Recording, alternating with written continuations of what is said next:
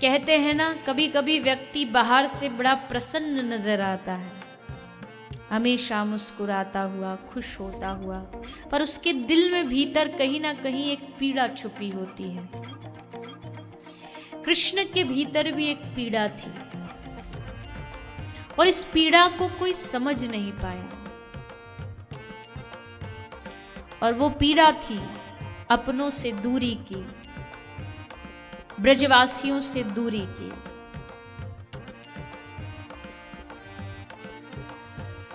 कहते हैं कि जब बहुत दिन बीत गए और कृष्ण वापस नहीं आए तो ब्रज की दशा दिन ब दिन खराब होती चली गई। ब्रजवासियों का हृदय दिन ब दिन कृष्ण की याद में डूबता चला गया। और फिर ब्रजवासियों ने देखा कि अब इस विरह के ताप से उबरना नामुमकिन है। तो ब्रज की गोपियों ने एक हंस को अपना दूत बना करके कृष्ण के पास भेजा। हंस ब्रज का दूत बन के कृष्ण को ब्रज की दशा बताने आया था। हंसदूत नामक एक बड़ा सुंदर ग्रंथ हमारे षड गोस्वामियों के द्वारा लिखा गया, जिसमें वर्णन हंस कर रहा है कि हे कृष्ण, चंद्रमा की किरणों से भी ब्रज में शीतलता नहीं दिखाई पड़ रही। यानी चंद्रमा की किरण भी ब्रज को शीतलता दे नहीं पा रही है। सुंदर सुगंधित लेप भी खुशबू नहीं दे पा रहा है। और यहां तक कि शीत समीर वायु भी चलती है तो वो भी ब्रजवासियों को विष के समान दिखाई देती है। विरह ज्वाला में ब्रजवासी जल रहे हैं, कभी हंसते हैं, कभी विलाप करते हैं, और जैसे तैसे प्राणों को उन्होंने धारण कर रखा है। और प्रभु अब तक तो जैसे तैसे धारण कर लिया है उन्होंने प्राणों को, लेकिन अब मैं सच कहता हूं, अगर आप ब्रज नहीं गए या आपने अपना कोई संदेशा नहीं भेजा तो प्रभु वो ब्रज आंसुओं की बाढ़ में डूब जाएगा। अब उस ब्रज को बचाना केवल आपके हाथों में है। बचा लीजिए अपने उन ब्रजवासियों को। इधर दूसरी ओर एक दिन राधा रानी यमुना में स्नान कर रही थी। प्रेम उमंग बढ़ी और रहा नहीं गया, तो एक दोना लिया और उस दोने में एक माला रखी और अपनी अश्रुओं से उस माला को भिगोया और उस दोने को माला के साथ यमुना में बहा दिया। यमुना की धार उस प्रेम के संदेश को बहाती बहाती मथुरा ले आई। और मथुरा में जब कृष्ण और उद्धव दोनों सुबह उठ के स्नान करने गए, डुबकी लगाई, तो डुबकी लगाते ही उस धारा में से वो माला निकली और जैसे कृष्ण डुबकी लगा के बाहर आए, वो माला कृष्ण के गले में डल गई। मानो प्रेम को भगवान ने स्वीकार कर लिया। और उस माला की सुगंधी देख के ही कृष्ण समझ गए कि ये राधा के द्वारा भेजी गई माला है। और जैसे ही वो माला कृष्ण को स्पर्श हुई तो प्रेम धीरे धीरे अपना रंग दिखाता है। खड़े खड़े राधा रानी की याद करके कृष्ण के आंखों में अश्रु आ गए। उद्धव ने पूछा, क्या हुआ प्रभु, आप रो क्यों रहे हैं? तब कृष्ण ने अपने मित्र को अपने दिल की बात बताई। कहा, उद्धव, मोहे ब्रज बिसरत नाही। हे उद्धव, मैं ब्रज को भुला नहीं पा रहा हूं, ब्रज को अपने दिल से निकाल नहीं पा रहा हूं।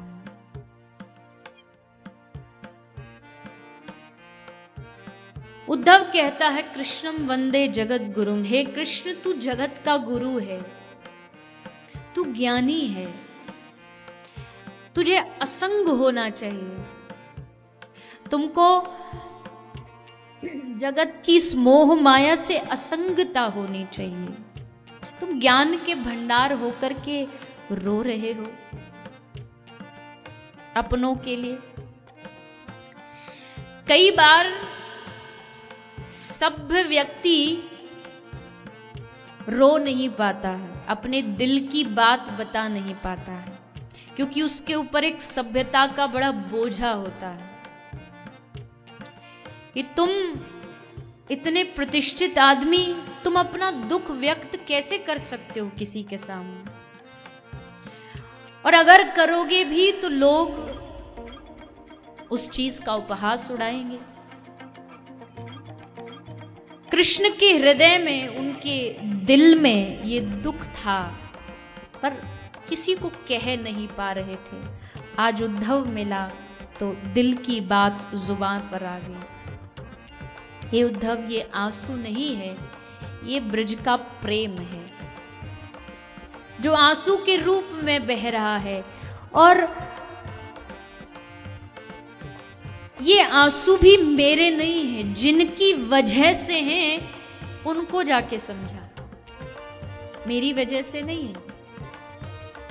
ये जिनकी वजह से हैं उनको जाके समझाओ, उनको समझ की ज्यादा आवश्यकता है। उद्धव को अपने ज्ञान का बड़ा अभिमान था, क्योंकि बृहस्पति का शिष्य है, बुद्धि में महान है, कृष्ण का यार है। भगवान उद्धव को कहते हैं तो उद्धव कहा, हाँ हाँ प्रभु, मैं जाऊंगा ब्रज और अद्वैत का ज्ञान उनको दूंगा। गोपी तो अभी द्वैतवाद में फंसी हुई है, उसे पता ही नहीं द्वैत अद्वैत क्या होता है। ठाकुर मन ही मन मुस्कुरा रहे हैं कि जिन गोपियों ने कृष्ण को बनाया है, उस गोपी को तू अद्वैत का ज्ञान देगा, उसको समझाएगा। और ध्यान रखिएगा, सच्चे जो आशिक हैं वो कभी बहकाए नहीं जाते। सच्चे जो आशिक हैं वो बहकाए नहीं जाते, कर्म आगे जो रखते हैं वो लौटाए नहीं जाते। जिन्हें तुमसे मोहब्बत हो वो मिटाए से नहीं मिटती। पतंगे सम्मा पर जलते हैं पर समझाए नहीं जाते। अब पतंगे को आप ज्ञान देने बैठ जाओ, ना ना भैया ये आगे मत जाना, उजाला है और रोशनी है, जल जाएगा, तो पतंगे समझेंगे, क्योंकि ये उसका प्रेम है, सम्मा पर जलना। समझाए नहीं जाते। भगवान जानते गोपी, ये उद्धव को गोपी को समझाने नहीं भेज रहे, बल्कि उद्धव को गोपियों से समझवाने भेज रहे हैं। उद्धव बुद्धिजीवी था। भगवान ने कहा जा ब्रज में गोपियों को समझा। उद्धव बोला हाँ प्रभु आप चिंता मत करो, वो ब्रज की क्या करें ना, साधारण सी लड़कियां हैं, अब वो समझती नहीं, पर मैं समझा दूंगा कि तुम किस चक्कर में पड़ी हुई हो, छोड़ो ये सब और आंख बंद करके ध्यान करो भगवान का, मैं उनको सारी विधियां समझा दूंगा। भगवान ने मुस्कुराते हुए उद्धव को भेजा है ब्रज की ओर। उद्धव आए ब्रज में अपने ज्ञान का पिटारा लेकर के, लेकिन हुआ क्या? समझने आया उद्धव, समझाने आया उद्धव, ब्रज में आके उद्धव की खोपड़ी बोरा गई, क्योंकि उसने ऐसा प्रेम कहीं देखा ही नहीं था। उसे पता ही नहीं था कि प्रेम ऐसा भी हो सकता है। अगर ये गोपियां कृष्ण की याद में खड़ी हो जाती हैं तो पूरा दिन खड़ी रहती हैं, होश ही नहीं कि बैठना भी है। भोजन भोजन तो दूर की बात है।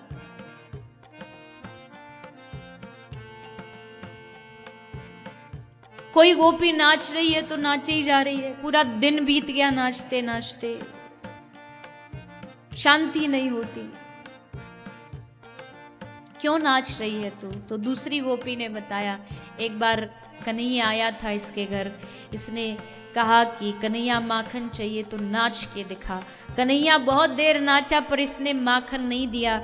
तब से ये यही समझती है कि कृष्ण इससे नाराज होकर के रूठ करके चला गया। इसलिए जब से कृष्ण गया रोज नाचती और कहती है, कन्हैया मैं तेरे लिए दिन रात नाचूंगी पर तू वापस आ जा। रोज बुलाती है उसको नाच नाच के। किसी गोपी ने अपने मुख पर कालिक पोती है, पूरा मुख काला हो गया है। उद्धव ने पूछा, इसका क्या रोग है, इसको क्या बीमारी है? बोले इसको भी यही बीमारी है। एक बार इसने कृष्ण को काला काला कह के चिढ़ाया था, कृष्ण चला गया, ये सोचती है कृष्ण इसकी वजह से गया है, इसलिए दिन रात अपने आप को काला बनाती और कहती है, देख कन्हैया मैंने तुझे काला कहा था ना, पर मैं भी काली हूं, तू वापस आ जा। ऐसा प्रेम।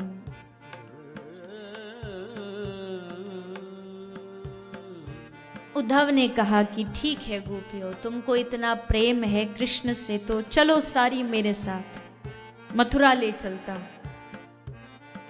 तो गोपी कहती है चल तो देंगे मथुरा, पर तमन्ना से नहीं तन्हाई से डरते हैं हम, प्यार से नहीं रुसवाई से डरते हैं। मिलने की तो बहुत चाहत है पर मिलने के बाद फिर जुदाई से डरते हैं। चले जाएंगे मिल लेंगे पर फिर वापस आना पड़ेगा। उस विरह को सोच करके, उसका ध्यान करके हमारा हृदय कांप उठता है, कैसे मिलने जाएं। इसलिए हमें कहीं जाने की आवश्यकता नहीं। उद्धव आप आ गए, बस समझ लो हमें लगा कि हमारे कान्हा ने हमें याद किया, बस इसी बात पर हम जिंदगी गुजार देंगे कि कम से कम भूला तो नहीं है, कम से कम उसे याद तो है। यही प्रेम होता है।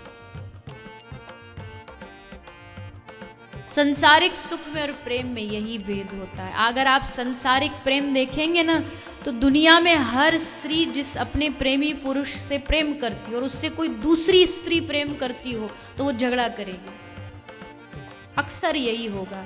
पर यहाँ ब्रज में सारी गोपी कृष्ण से प्रेम करती है, एक ही व्यक्ति से, और सारी गोपी आपस में जितना प्रेम कृष्ण को करती उतना प्रेम आपस में भी करती है। अगर आज की भाषा में कहें तो एक दूसरे की सौतन होनी चाहिए, लड़ लड़ के मर जाए। पर प्रेम देखो गोपी का, राधा से ईर्ष्या नहीं करती, बल्कि सूरदास जी कहते अगर कभी कभी कन्हैया राधा से रूठ जाते थे ना, तो गोपी कृष्ण से बात नहीं करती थी कि तूने हमारी राधा का दिल दुखाया। सूर कहते राधिका जी हैं तो जी हैं सखी, ना तो पी हैं हलाहल नंद के द्वारे। अगर इसने राधा को दुख दिया तो इसी के दरवाजे जाकर के जहर पी लेंगे, विष पी लेंगे, और कलंक किसके माथे पे लगे। ये प्रेम है। तो उद्धव ने देखा, वाह ये सारी आपस में इतना प्रेम, कोई ईर्ष्या नहीं, कोई द्वेष नहीं। प्रेम ईर्ष्या नहीं करना सिखाता है। मैंने पहले ही कहा था आज कथा की शुरुआत में, जहां पहले लेना अच्छा लगता था, वहां जब देना अच्छा लगे तो समझिए अब आप प्रेम में पड़ चुके हैं। आप जिनसे प्रेम करते आप उनको देते हैं, उनके सुख का ध्यान रखते हैं। संसार में उल्टा होता है, यहाँ सिर्फ अपने सुख का ध्यान रखा जाता है। हमें तू अपने पास चाहिए क्योंकि हमें सुख चाहिए, ना कि इसलिए कि तुझे सुख देना है। अंतर समझिएगा, बहुत छोटा सा अंतर है। हमें तू अपने पास इसलिए चाहिए क्योंकि हमें सुख चाहिए, तुझे मिले ना मिले उससे कोई फर्क नहीं पड़ता। पर प्रेम में उल्टा है। प्रेम में सुख देना है तुझे, भले तू पास रहे भले तू दूर रहे, उससे जहां तुझे अच्छा लगे तू वहां रहे। अगर तुझे मथुरा अच्छा लगता है तो गोपी कहती हम मर जाएंगी पर कभी नहीं कहेंगी कि तू मथुरा छोड़ के वापस आ जा, वहीं रहे जहां तुझे सुख मिले। मेरे रोने से तुमको जो आए हंसी, तो मैं रो रो के तुमको हंसाया करूं। मैं जीवन भर तुम्हें हंसाने के लिए, खुद को रुलाने के लिए तैयार हूं। ये प्रेम। उद्धव की खोपड़ी घूम गई, ये कैसा प्रेम है। आज तक सुना था, आज देखा तो पड़े श्री राधिका चरणों में और कहा गुरु मंत्र यह पाया है, प्रेम जगत में सार और कोई सार नहीं। एक गुरु मंत्र पाया है कि प्रेम जगत का सार है और कोई सार नहीं।